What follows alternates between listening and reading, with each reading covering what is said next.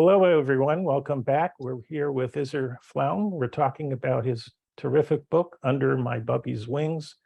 It is a very powerful Holocaust memoir from Izzy, which is available on Amazon. So you're welcome to check it out. We're going to be talking in great length about stories, Iser's stories, mostly from his father, because his mother really didn't want to speak very much about her Holocaust experiences, but his father really shared many, many stories with Iser. And so you're listening to the Obligation of Memory podcast for the Jewish Culture and Holocaust Remembrance Group. I'm Jeffrey Geisner, founder. And so, Izzy, you were talking about your father digging trenches on the border of Poland and Russia in that sort of neutral area. So why don't you pick it up from there? And yeah, what are you talking? As I said, it was a very arduous situation. Once again, very poor sanitation. And pretty soon, people started breaking out in typhoid fever again.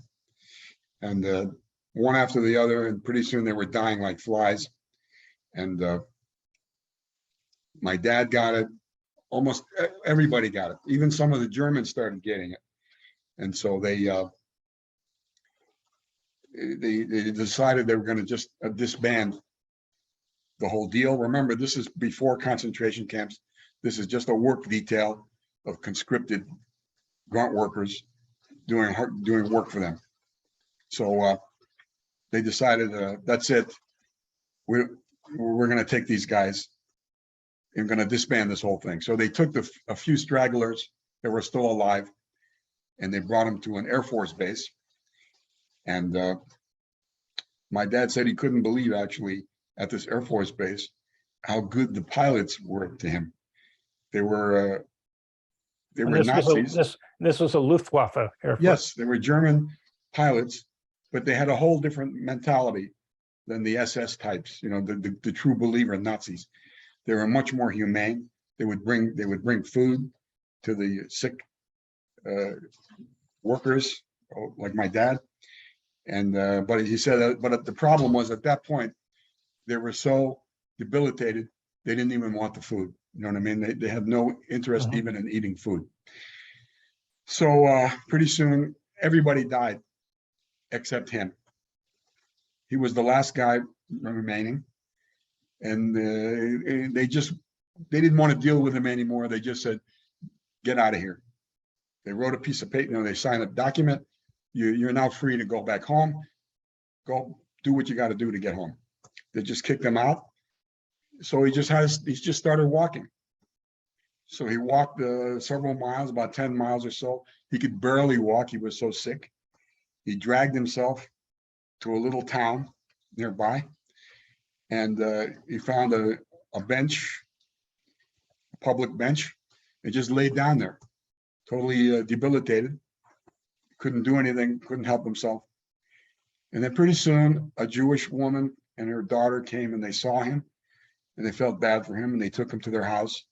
They started washing him up and feeding him and trying to take care of him. And lo and behold, it was Rosh Hashanah.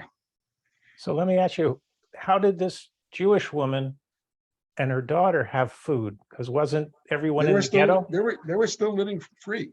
Oh, so they're there not was a lot of everyone areas. Yeah, they hadn't rounded up all the Jews. They had only just started. Okay. It wasn't like it didn't happen overnight. It took a long time.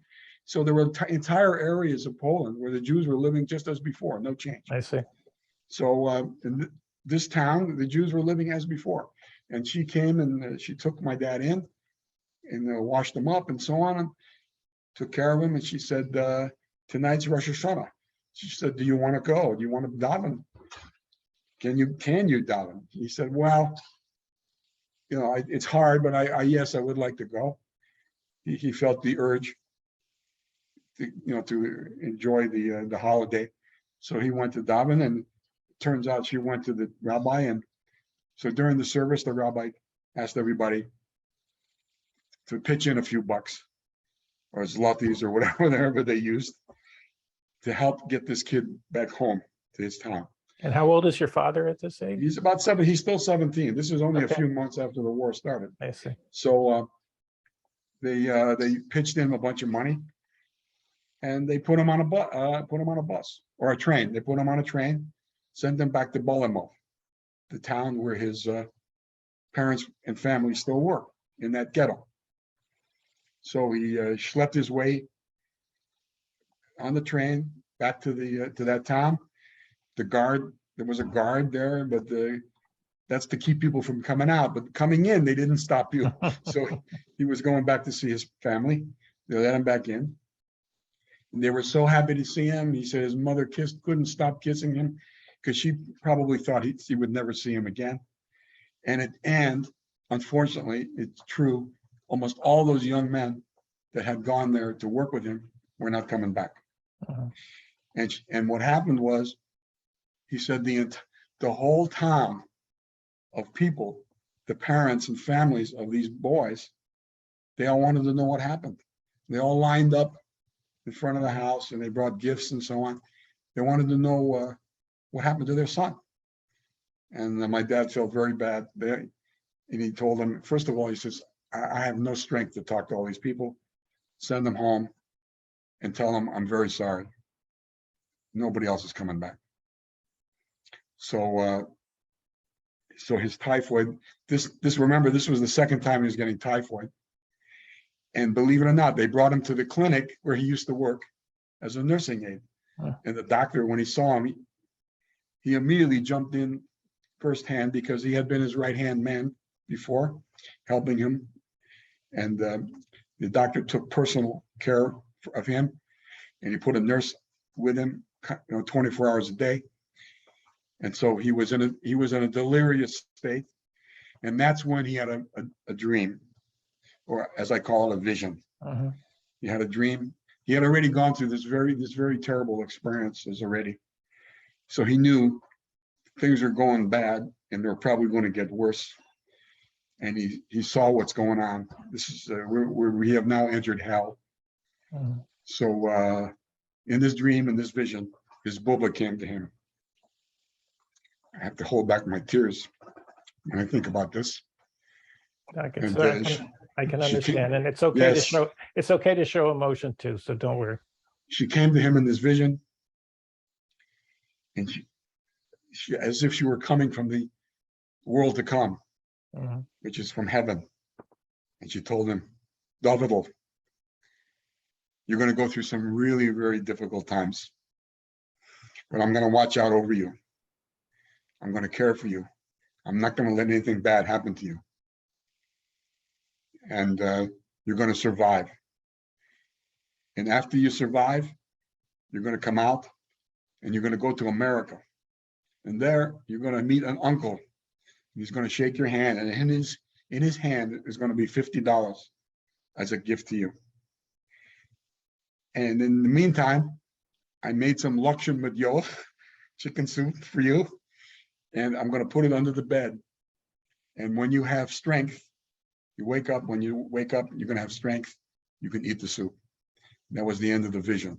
And right then, he woke up out of his delirium. And lo and behold, there was a kid in a bed next to him, and the parents were feeding him chicken noodle soup. Oh, So wow. he probably smelled it during the dream, So he immediately started thrashing under the bed, and he asking the nurse. And the nurse went running to get the doctor. He's waking up. He went through his crisis, So he's thrashing. He says, "Where's my soup?" And the doctor kind of played along. He says, "Don't worry, I gave it to the nurse to warm it up." And then he went over to the other people and asked if they could if he could have some of the soup, And he remembers till this day, he was in his delirium state. He knocked the soup out of their hand and spilled it on them, and he felt bad about it. But So can I ask you a question? sure. This is such a powerful emotive dream and story that you're telling.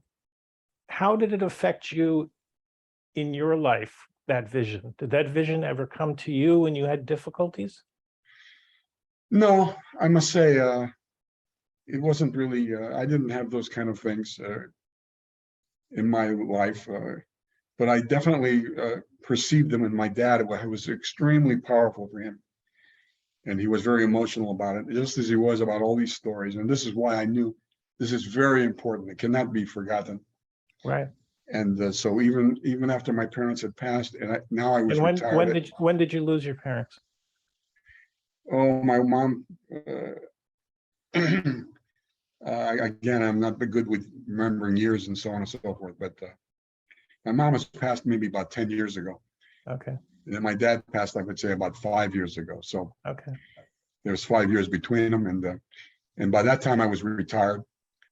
And I said, okay, now's the time. My dad really never asked me to write the story, but he used to always tell me these stories, and I could see it was very important to him. And so I decided, So this is a very important part of the book, right? This story. this is why it's the title of the book. Yeah. Okay. It's a theme that run because throughout all of his experiences and all of the terrible things that happened to him here on, because now he's starting to get to the point where they really had concentration camps and they really started being vicious and cruel to people. And things started really going bad. As bad as it had been till now, it was getting much worse. And all that time, he had many close calls. Could have gone one way, could have gone the other way. And every time it went the right way, and he felt like it was his Bubbe there protecting him. So this is a theme that runs through the whole book, of his Bubbe constantly there to protect him. So when did they liquidate the ghetto? That I'm not sure, but I can go to the next story where they at a certain point they grabbed they grabbed about 2,000 Jews in this ghetto, and they walked them to a place where there was a synagogue, and and it was already snowing cold, it was already wintertime, very cold, but they made them undress completely. Everybody had to undress outside. And this alone was a traumatic thing. And my dad said he remembers, especially the teenage girls, covering themselves as much as they could, and everybody embarrassed and so on. And they threw all their clothes into a big pile. So did they go by cattle car, or they went by? No, they marched them. They marched them to the synagogue, and they, as I said, they made them completely stripped, and they hounded them all into the synagogue, and they slammed the doors behind them. And my dad already knew, he had already heard rumors at this time that there were rumors that the Nazis would take Jews and put them in a building and burn it down. So he said, that's what's going to happen to us. That's what he thought. We were done for. And he remembers everybody shivering in the cold, in the dark, in the locked up synagogue, and time is going on, and nobody knows what's going to happen, and everybody's fearing the worst. But then he started hearing barking of orders and yelling between the officers and the men outside. Change of plan, change of plan. And all of a sudden the doors swung open and the light came in and blinded them. And they said, everybody out. And they ran back out. There was a change of plans. They didn't give them any reason or anything. And they said, get dressed. So he remembers everybody digging through the pile of clothes. And he said he couldn't believe everybody is freezing. They're all turning blue in the cold. But they're still looking for their clothes. I got to find my pants. I got to find my shirt. He said, the hell with that. I'm just going to grab anything, So he grabbed a nice heavy coat, put it around him so he could keep going, And then other people started realizing that that's what you got to do. There's a big, huge pile of clothes. You're not going to find your clothes. So at that point, he saw that what they're going to do now is they're going to march him to Warsaw, because there was a whole change in the atmosphere. Now, instead of killing people in small increments in little towns and villages and in small groups like they had been doing, they got a whole new scheme going. And that scheme is concentrate them into huge cattle car kind of environment, pens called, the big ghettos. So that's when they marched them to Warsaw.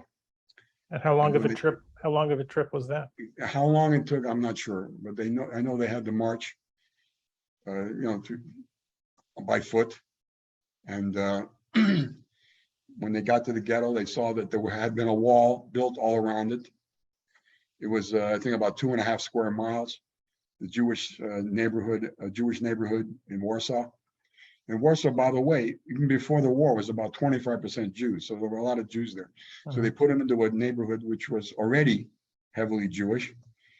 And they had built a wall around it. And they locked them in there.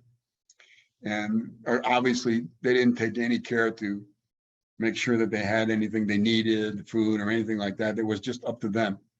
So they would go around, and where they were going to live, they found an empty schoolhouse, and they went into a schoolroom with several other families, and that's where they settled. And you're saying this is your father and Yeah, your my father? father and his family, the whole Okay. family. Whole family. They And were how many still all and the together. brothers are all together? Yeah, everybody's still together. So they were living in this schoolhouse with other families, and they had no resources at all. So the whole day was spent walking through the streets, scrounging for food. You go to garbage cans, whatever they could find. And once in a while, they got lucky. They would find a garbage can with potato peelings in it. My dad would, and his brothers and sisters, they'd bring it to their mom, and she would make a soup out of it. So that was their life, scrounging for food. And it was very, very, very difficult. And now my dad's parents, they had their little satchel of jewelry, family jewelry, some necklaces, gold rings, that kind of thing. But they were saving it for dowry for the daughters, because in Poland, it was a really big deal. When you got married, you had to have a dowry.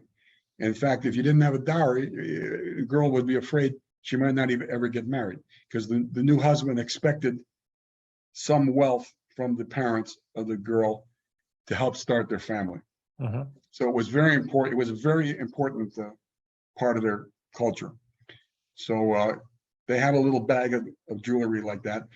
And so my parents and my dad was very, as always, was the most resourceful. He knew how to get out of the ghetto to go see if he could scrounge some food outside the ghetto where things were not as bad. And he knew how to go through the sewers. He knew how to there was a tram actually that went through the ghetto. And it remained locked, no Jews in, no Jews out. Because that was the path of the rail. It would go right through the ghetto. And my dad knew how to bribe the guard, bribe the driver, so he could hop onto the tram and get in and out. So he knew how to, and he was very daring, as I said. So he was like the go-getter of the family. So his parents gave him the jewelry. They said, "Do what you got to do, keep us alive." So, believe it or not, in this ghetto, were people dying in the streets along the sidewalk. You could see bodies along every sidewalk, starving to death, begging for food. But on these same streets, you could find a nice bakery, which would have bagels and cakes and bread, just like today, on the same street. So this is new. I never knew that. yes, and you were even restaurants, people eating in the restaurant, and they'd be looking out the window, and there's people going back and forth, begging for food. And they were able to do this because they had money. They had money. If you had money, if you had jewelry, and you had to have a lot, because the Polish money, went to hell, and it was worth almost nothing. And the only stuff that was really valuable, jewelry, gold, that kind of thing.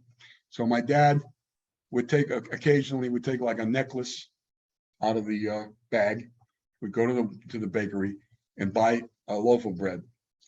He did it like once a day. And this was the food for the family for once a day. And he remembers bringing it back, and everybody was waiting for him, and they would all crowd around him, and they would slice it up so that everybody got a slice of bread. And they even waited. They were very concerned to make sure nobody got cheated, So they actually weighed each slice to make sure everybody got the same amount of bread, including his parents. They had the, And you may not know this answer, but since he was bringing bread back and there were people starving, wasn't there some vigilantism in the Jewish ghetto, because people would eventually know that he was getting bread, and he might have been attacked. Do you have any sense of yes. that? Yes, well, no, my dad, he never really said about that he had to defend himself or anything, but it was, but that's the way it was. People were going along with in their own business, and they would hide everything under their clothes, and you didn't know. Now, when you, and it was very common, if you did see a dead person on the street, they would be naked in a few hours, because everybody would come and scrounge and take everything they had, including their clothes. So the street was full of naked, dead bodies. And in fact, they even had like a group of men whose job it was with wagons that they were pushing and to collect the bodies. And they would take them to a central, like a burial area, and they were always followed by a small group of rabbis. And he followed them and would watch what happened. That they would just put them down a chute, slide them down into a big hole that they had dug. And the bodies would just slide down there, including babies. You would see babies that looked like chickens, plucked chickens. And the rabbis would come, they would say a barucha, say the prayers over the dead bodies. And anyway, he saw all these things. So, okay, so anyway, they're in the ghetto and things are just going downhill. Oh, and by the way, before my dad took the jewelry, he felt guilty about it because he knew it was for the dowry of his sisters. So he felt like he needed to get permission from his oldest sister, who would be the first one to get married. Now, she was lucky because she found a job with a Jewish officer of the army who was in the ghetto, but he still had wherewithal, so he was living better. And she worked for him as a servant in his house. So he ran over there where she was working, and he told her that the parents had given him the jewelry. He wanted her permission to help feed the family, and because he knew that this was her dowry, it was very important for her. And she was the first to get married. She was like 22, and she told him, David, don't worry about it. Do whatever you have to do. Take care of the family. Do what you got to do. So that was his permission to use the gold and the jewelry. Okay, then as time went on, everything was just going downhill, getting worse and worse and worse. And then people came from out of town, newly in the ghetto, and my father's parents found out that they actually had some cousins still living free in this town. The name escapes me. Not too far away, there's a town, and they hadn't been rounded up or anything. They were living free. And his parents told him, I want you to take your two older brothers, not the oldest one, but the two a little older than you, and get out of town, get out of the ghetto. You know how to do it. You know how to get out. Just get out of the ghetto.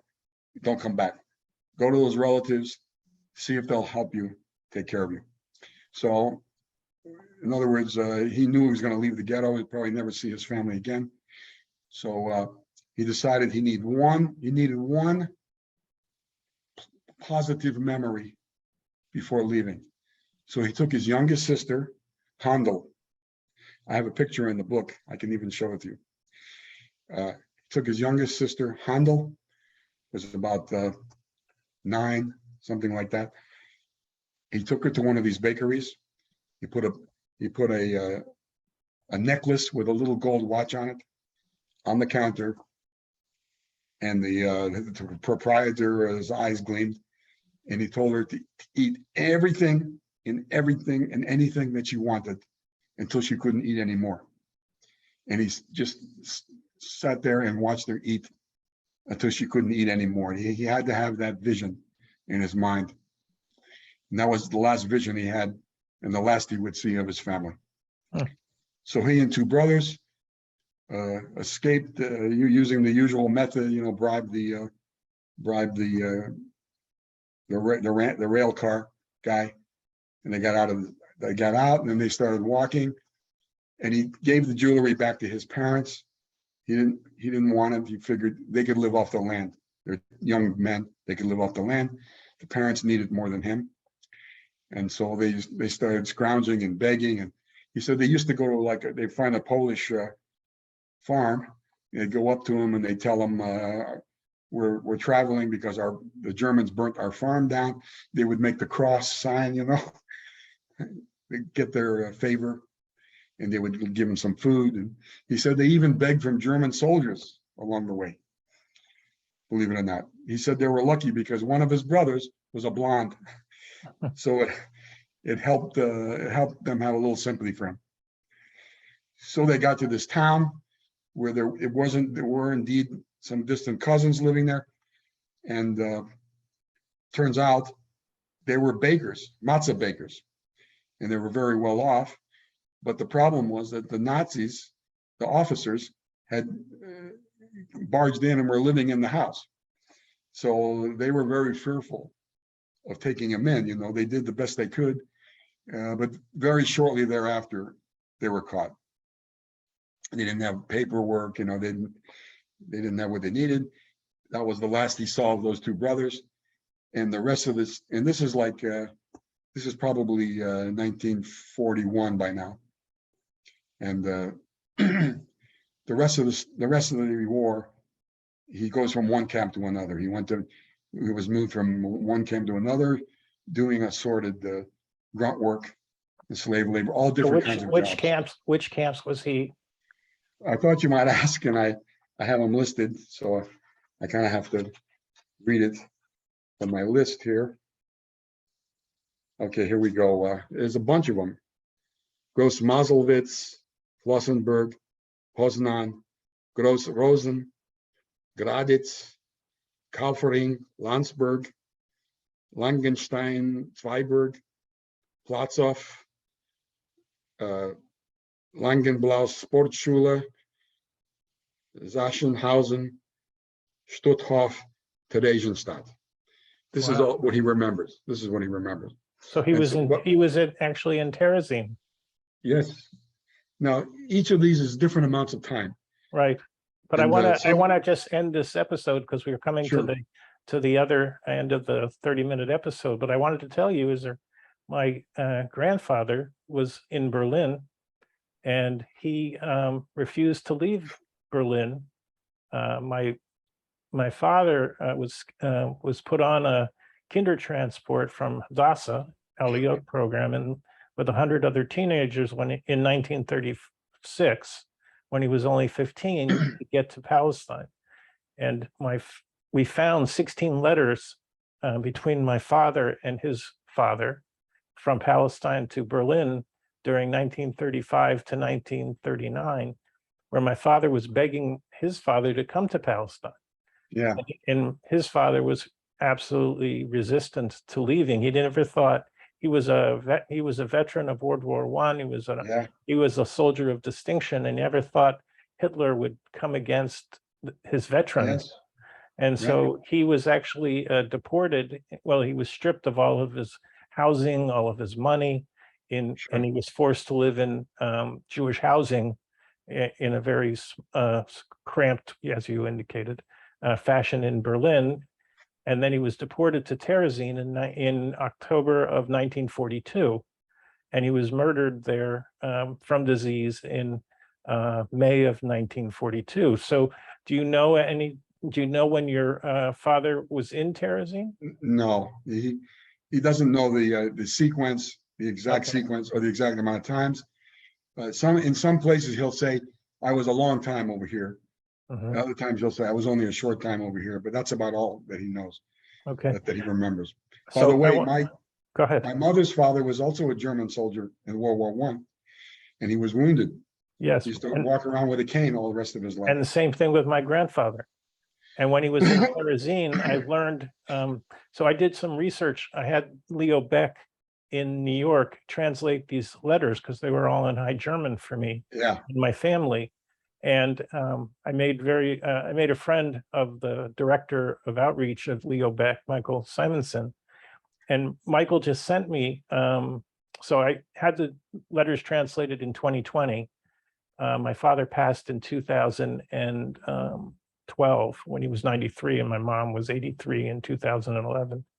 Both of them were survivors. Mom was a survivor of Auschwitz with her two sisters and one father. She lost her mother and her baby sister Magda, age 8, on the first day.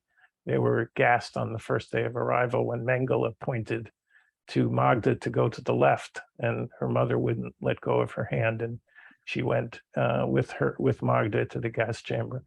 But what was interesting is about this. Michael has an exhibit that he's building for Leo Baeck about Terezin, and they're opening that exhibit in New York. And he indicated, because my grandfather was wounded also, and he was 60 years old when he went into Terezin. And so somehow he was also going blind, because it was indicated that he was losing his eyesight in the letter writing back and forth, and his handwriting became worse and worse also. So the question Michael was wondering, because he's done a lot of research in about Terezin, is that he thought maybe he was put into the old age home in Terezin, but what was counterintuitive is because you had to work to survive in Terezin, and you had to work to get food. So if you were an older person who couldn't work, you were denied the regular rations. So the regular rations were starving rations. And if you didn't get those rations, Michael would say you got half of those rations, let's say, you would barely had enough to live. But what's amazing about it is that my grandfather lived from October to May and was also, Michael indicates that there was people who had difficulty with eyesight also in Terezin.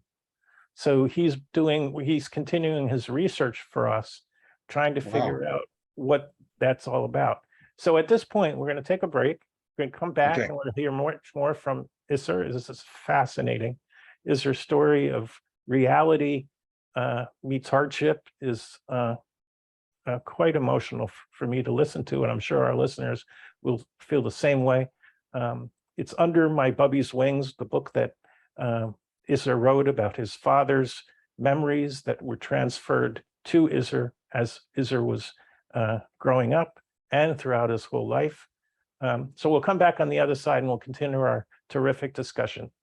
See you soon.